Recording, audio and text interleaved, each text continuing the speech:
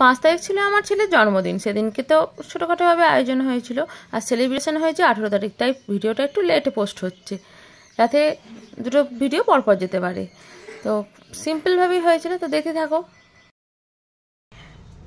আমাদের birthday boy এখানে কিন্তু খুবই কানু কানু করছে খাবারের সামনে, কারণ মনের বড়ই দুঃখ চিকেন হয়নি, ফার্স্ট দুঃখ, সেকেন্ড দুঃখ কেক হয়নি, আর লাস্ট দুঃখ হচ্ছে বন্ধুরা নেই।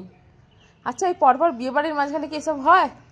ভাত, বড়ি ভাজা, আলু ভাজা, বেগুন ভাজা, কুমড়ো ভাজা, বেগুন ভাজা, ফুলকপি ভাজা, ডিম, মাছের ডিম ভাজা, মাছ ভাজা, এদিক থেকে পায়েস, মিষ্টি, শাক, ডাল, এটা কিসে বড়?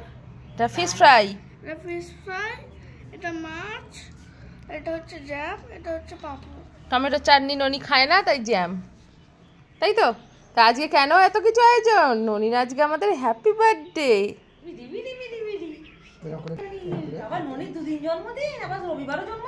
হ্যাঁ, আজকে ঘরোয়া জন্মদিন, সেলিব্রেট অন্য দিন হবে।